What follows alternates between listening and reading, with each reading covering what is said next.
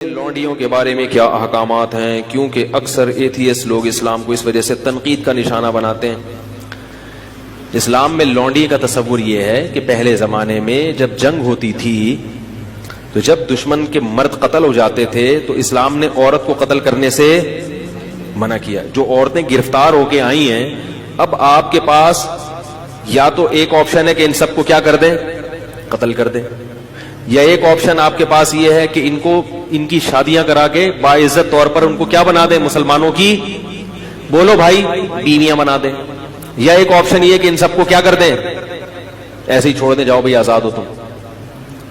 نہیں یاری بات میرا خیال ہے اگر ان کو قتل کریں تو یہ عورت پر کیا ہے، زیادتی ہے، ظلم ہے۔ اسلام نے جنگ میں عورت کو قتل کرنے سے منع کیا۔ اگر ان کو بیویاں بنائیں تو یہ فطری طور پر کوئی بھی اس کو کے لیے تیار بولو بھائی نہیں ہوگا۔ کیوں نہیں ہوگا؟ دشمن کی شکست خوردہ عورت کو کبھی بھی کوئی شخص بیوی بنانے کے لیے، بیوی پیرالل ہوتی ہے، آپ کے ہم پلہ ہوتی ہے۔ اسلام کوئی ایسا حکم نہیں دیتا جو نیچر کے خلاف ہو۔ آپ نے دشمن کو سے لڑائی کی، وہ آپ کے خون کے پیاسے تھے، ان کی عورتیں بھی مرد بھی، عورتیں بھی تو ان کے ساتھ لڑتی ہیں نا، یا اپنے شوہروں کو، اپنے جو مردوں کو اپریشیٹ کر رہی تھی۔ آپ نے زور اور طاقت سے اس دشمن کی پر قبضہ کیا، اب ان کی عورتوں کو اتنی عزت دے کہ اپنی بیوی بنا لیں، یہ عملی طور پر ممکن نہیں ہے۔ سمجھ میں نہیں آ رہی بات میرا خیال۔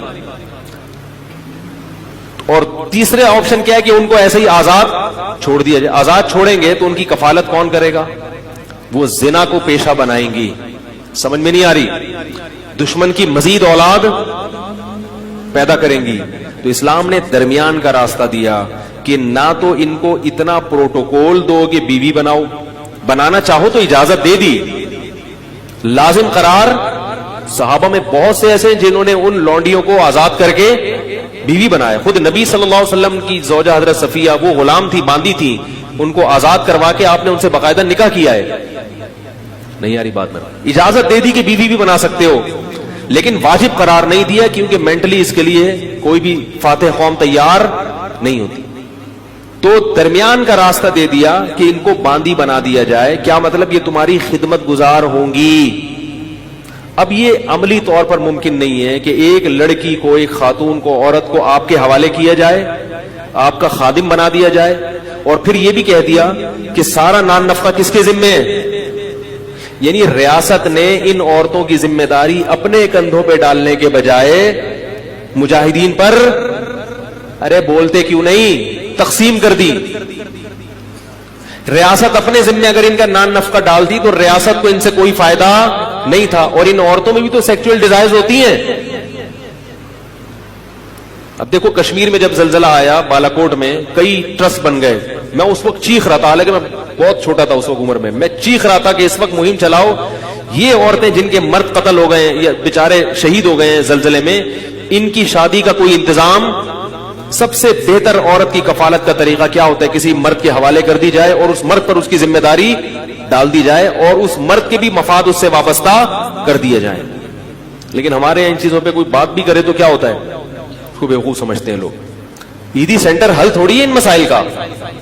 تو اسلام نے یہ نہیں کہا کہ ریاست ان کی ذمہ داری اٹھائے گی۔ اسلام نے کیا کیا؟ وہ مجاہدین پر اس کو تقسیم کر دیا اور باندی بنا دیا کہ تم اس کے مالک ہو، سمجھ رہے؟ اور اس مالک ہونے کا تم کیا فائدہ اٹھاؤ گے کہ یہ تمہاری خدمت کرے گی، اور یہ کیا فائدہ اٹھائے گی کہ اس کی ساری زندگی ذمہ داری، بولو بھائی نان نفقہ کس کے کندھوں پر ہے؟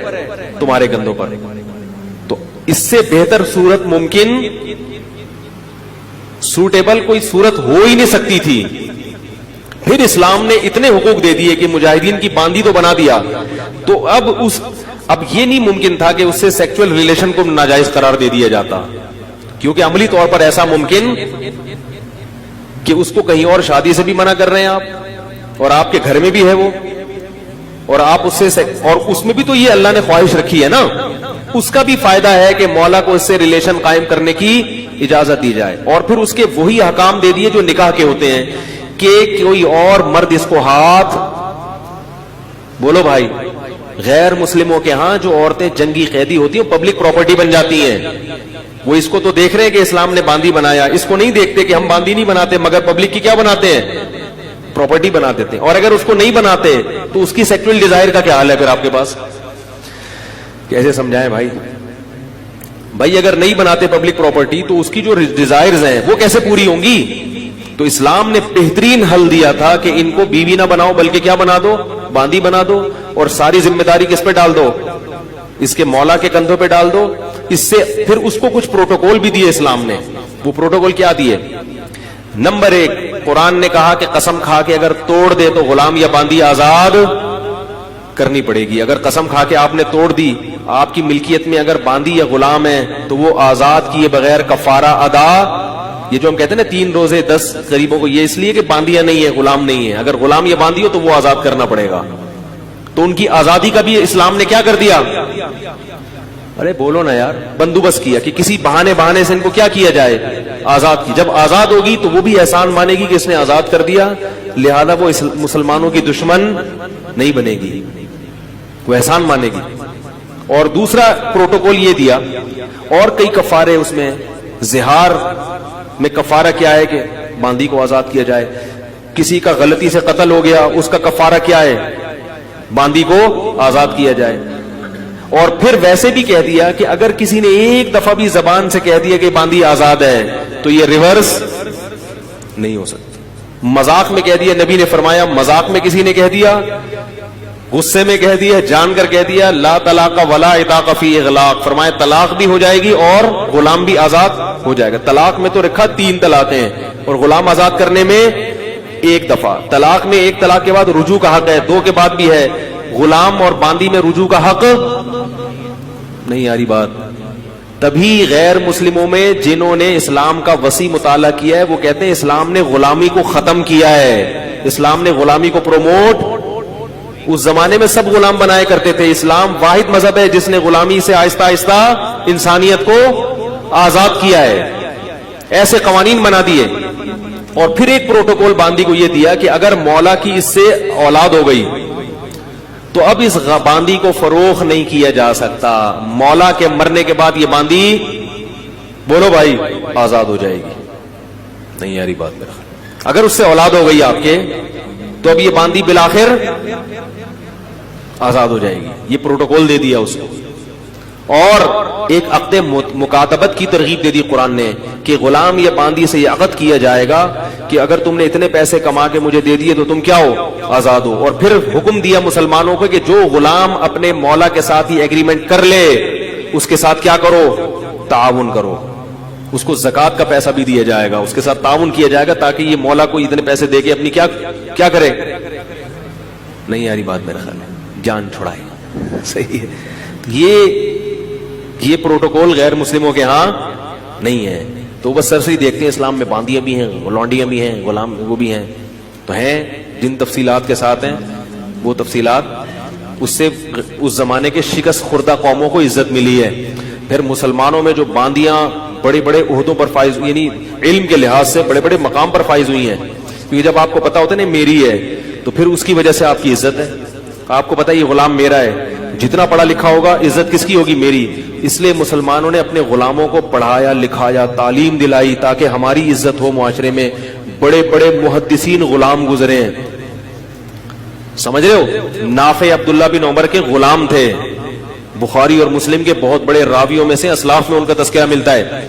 بخارا اور سمرقند سے قید ہو کر آئے تھے. بخارا جب روس میں لڑائی ہوئی تھی نا, صحابہ کرام کی فوجیں گئی تھی, یہاں سے گرفتار کر کے ان کو لایا گیا. عبداللہ بن عمر کے غلام بنے اور بخاری اور مسلم کے راویوں میں سے بہت بڑے محدث, بہت بڑے حدیث کے امام. کہاں سے لائے اور کیا بن گیا. یہ ہو گیا لونڈیوں والا. آج کل لونڈیاں نہیں ہیں کہیں بھی, ہے کہیں آپ کسی ماسی واسی کو لونڈی سمجھنا شروع کر دیں. لونڈیوں کا سسٹم کیا ہو گیا. اچھا یہ بھی یاد رکھو, لونڈی سے سیکچول ریلیشن جب قائم کرنا جائز تھا کہ جب وہ اسلام قبول کر لے یا وہ عیسائی یا یہودی ہو. اگر وہ عیسائی نہیں ہے, یہودی نہیں ہے یا مسلمان نہیں ہوئی تو پھر اسے سیکچول ریلیشن کی اجازت, کیونکہ جیسے اہل کتاب سے ہی نکاح حلال ہے تو ایسے ہی باندیوں میں بھی ریلیشن صرف اہل کتاب یا مسلمان باندی سے تھا. جو مجوسی اور آگ کی پوجا کرنے والے, ان سے ریلیشن کی اجازت, بولو بھائی, نہیں تھی.